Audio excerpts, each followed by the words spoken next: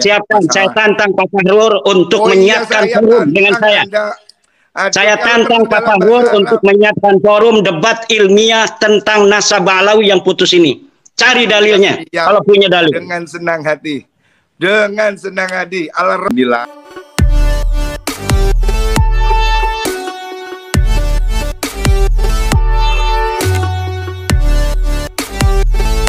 Ulama ahli sunnah wal jamaah, anak Sayyidah Fatimah ini, Sayyidina Hasan dan Husain, itu disamakan dengan anak seandainya lahir dari putra Nabi yang laki.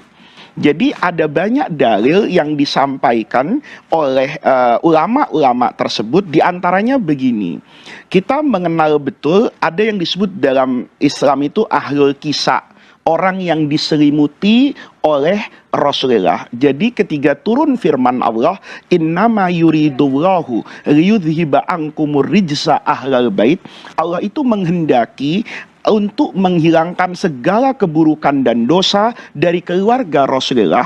Ayat itu diturunkan oleh Allah kepada Rasulullah, maka Nabi memanggil memanggil Sayyidina Ali, memanggil Sayyidatuna Fatimah, dan memanggil dua cucu terkasihnya, itu diselimuti oleh Rasulullah. Dan di situ Rasulullah mengatakan bahwa mereka lah ahlu baiti saya.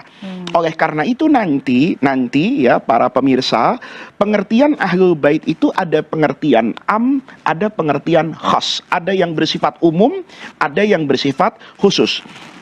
Ahlul bait sebagai orang yang tinggal di rumah Rasulullah, maka di dalamnya termasuk istri-istri Rasulullah.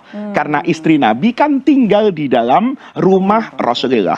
Tetapi ahlul bait yang dikatakan memiliki korobah nasab dengan Rasulullah, yaitu anak keturunan dari Sayyidah Fatimah tadi, Sayyidina Hasan dengan Sayyidina Husain. Nanti kita bisa lihat posisi keduanya ini itu dianggap sebagai anak, artinya cucu Rasulullah, walaupun dari anak perempuan.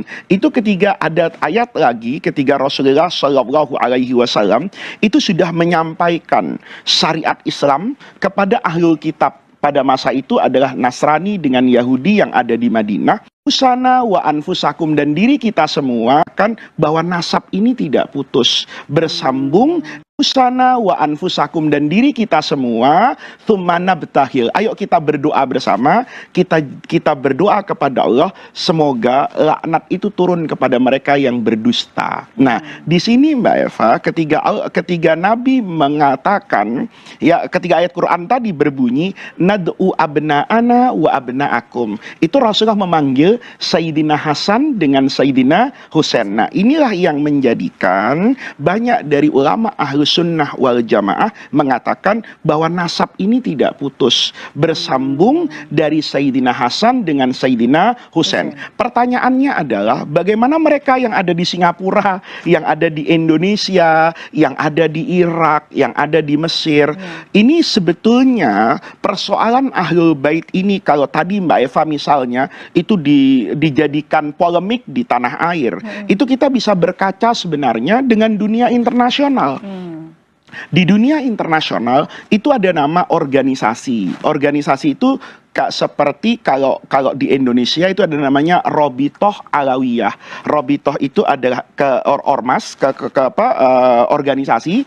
Alawiyah itu dari Sayyidina Ali kan, Al-Alawiyin, keturunan Sayyidina Ali yang dari Rasulullah Shallallahu Alaihi Wasallam. Nah, kalau di Timur Tengah itu disebut Al-Ashraf. Ashraf itu orang-orang yang bernasab mulia. Nah, ini dicatat Mbak Eva. Tradisi orang Arab itu mencatatkan nasabnya.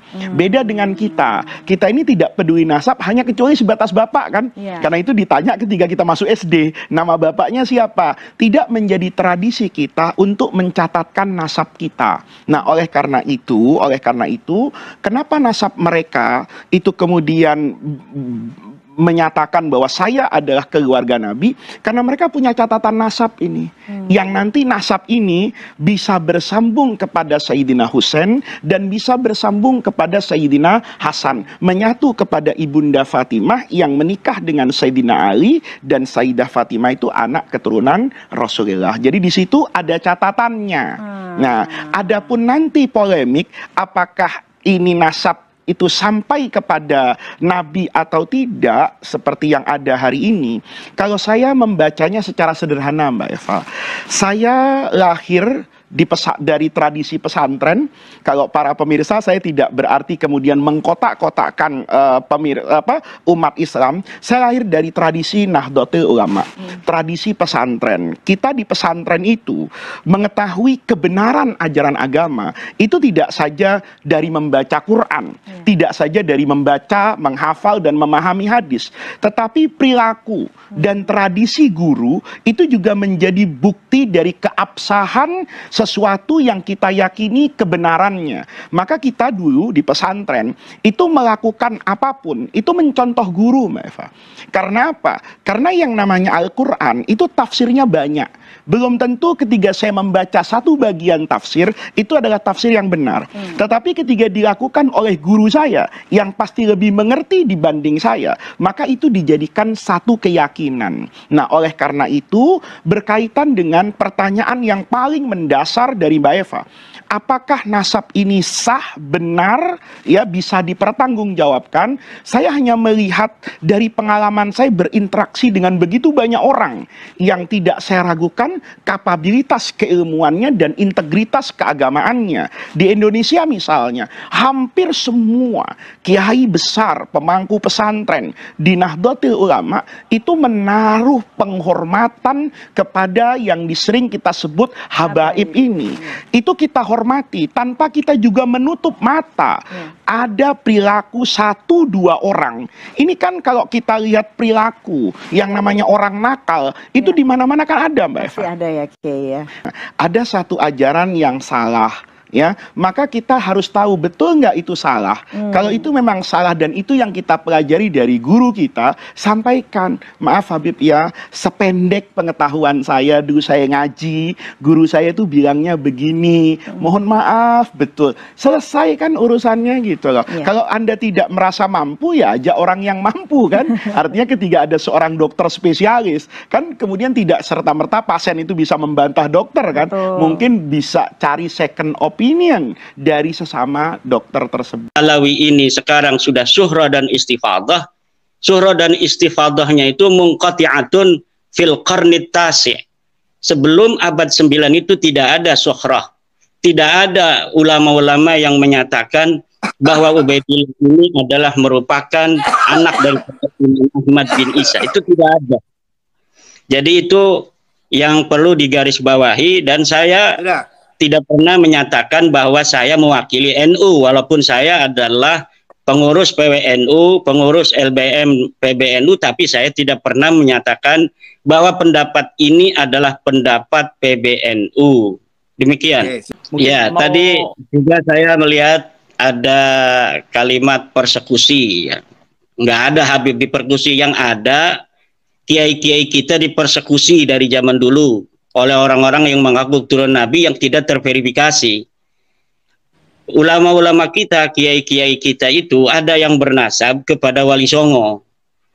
Di antara mereka ada yang meyakini bahwa mereka juga keturunan Nabi. Kemudian didatangi oleh para Habib itu, kemudian dipersekusi.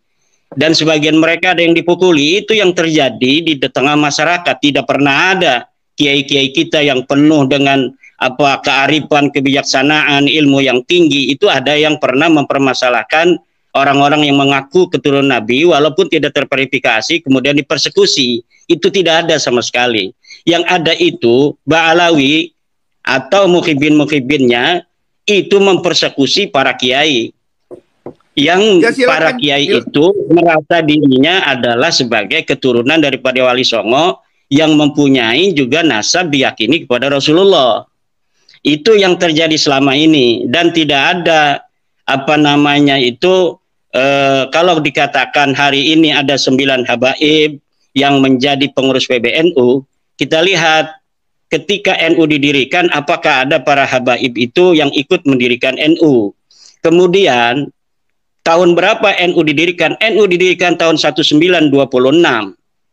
2 tahun kemudian para habaib ini mendirikan organisasi sendiri namanya Rabita Alawiyah.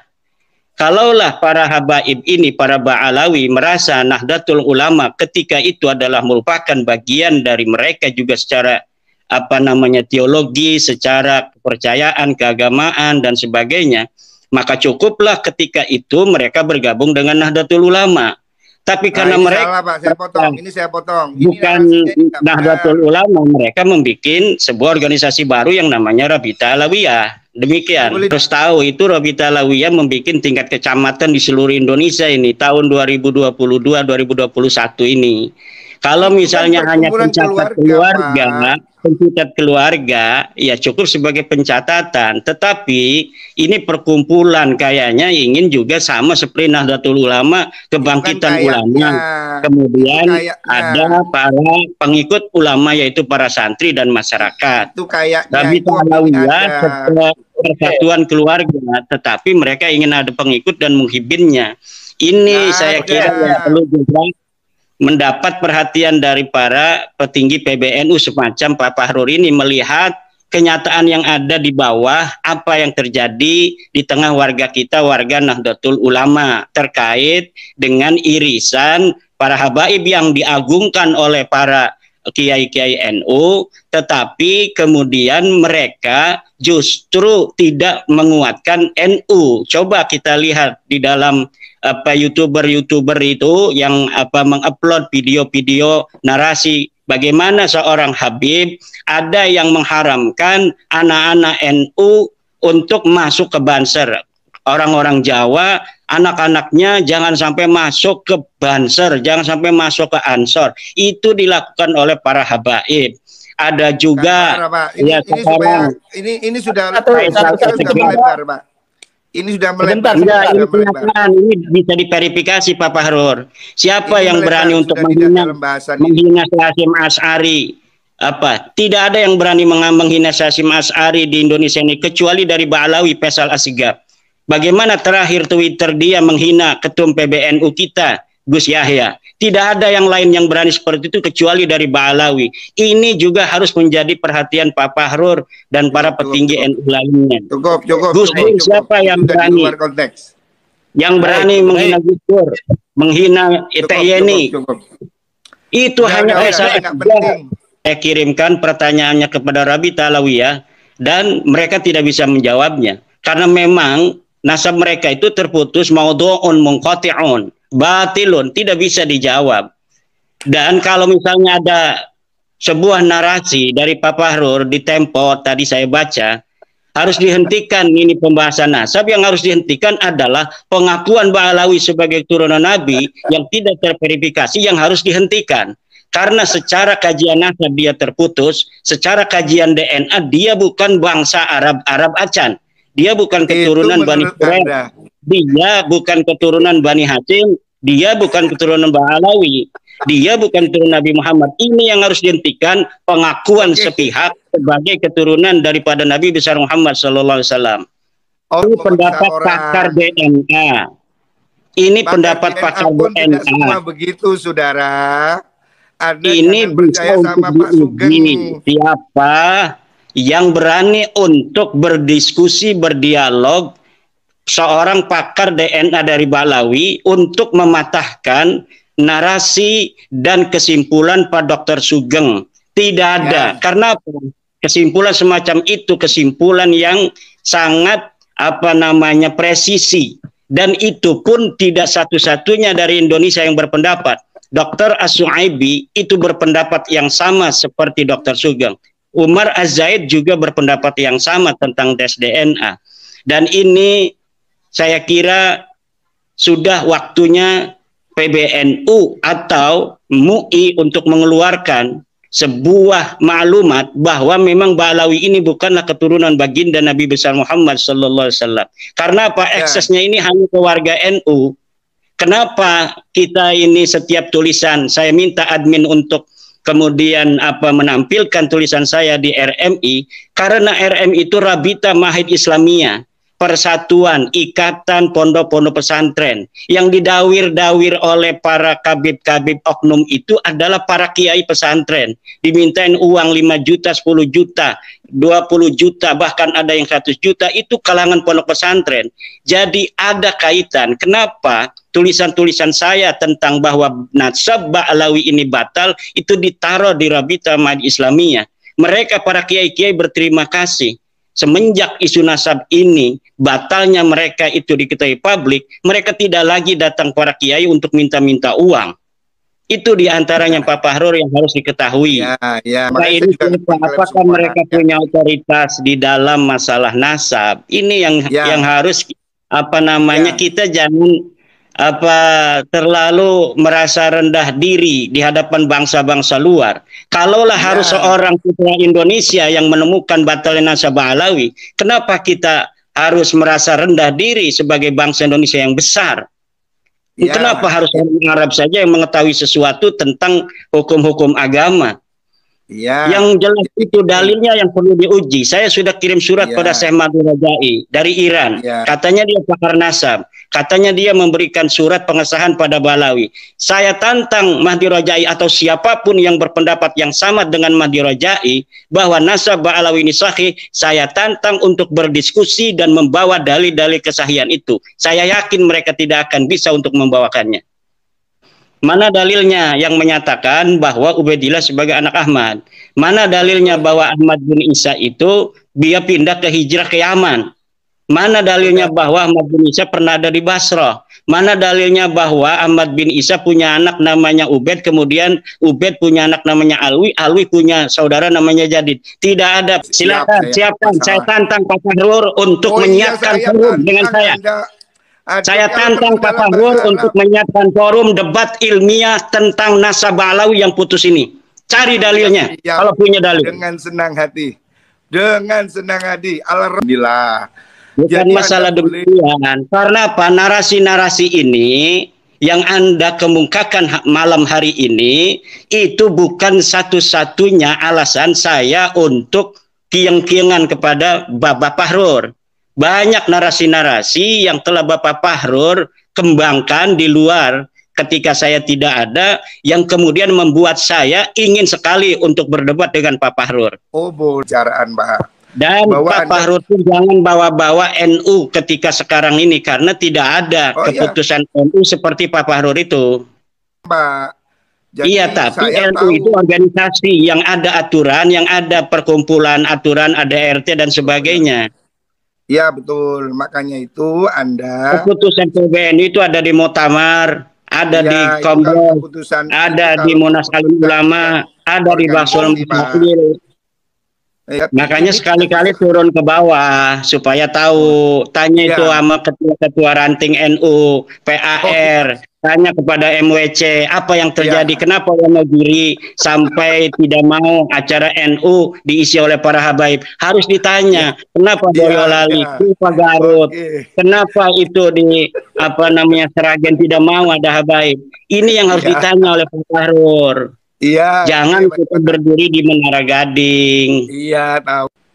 Saya siap. Mohon maaf, ini terpaksa saya ngomong. Makanya saya akan bilang, saya tetap akan jadi NU walaupun tanpa ada jabatan.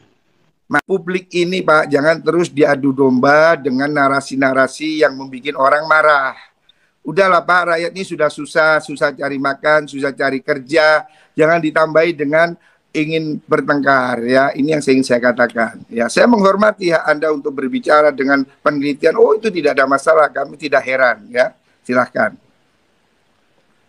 Ya, mungkin closing statement Kiai Imad, silakan Kiai. Ya, terima kasih. Ya, malam ini saya berbahagia bisa langsung untuk bertemu dengan Pak Fahrur. Terima kasih Kang Mas Yusuf. Intinya bahwa kita mengkaji nasab Ba'alawi bukan karena kebencian, tetapi ingin menasehati dari Ba'alawi, oknum-oknumnya yang mencederai kebangsaan. Bahkan Negara Kesatuan Republik Indonesia dibuat susah 2016, 2019 oleh narasi-narasi anti pemerintah yang dikembangkan oleh oknum-oknum Balawi. Kita ingin menasihati, kalaulah mereka berbuat demikian karena nasab mereka itu putus, nasab mereka itu batil, nasab mereka itu maudhu. Kita berbangsa bertanah air di Indonesia ini bersama-sama. Mari kita bangun negara kesatuan Republik Indonesia ini. Tidak boleh ada lagi satu suku lebih merasa lebih tinggi atau lebih mulia dari suku lainnya. Kita bangsa Indonesia 1945, kita merdeka dengan senang hati. Orang-orang yang bukan keturunan bangsa Indonesia kita terima sebagai warga negara Indonesia. Mari kita sama-sama bangun negara kesatuan Republik Indonesia ini. Dan warga NU sebagai mayoritas Islam yang ada di Indonesia mengaku dirinya sebagai NU tidak boleh menjadi objek bagi orang-orang yang mengaku sebagai keturunan Nabi kemudian mengeksploitasi pengakuan itu untuk memperbudak umat Islam, terutama warga Nahdlatul Ulama, warga daripada organisasi yang dibentuk, didirikan oleh para ulama, para kiai, penerus perjuangan Wali Songo. Demikian. Assalamualaikum warahmatullahi wabarakatuh.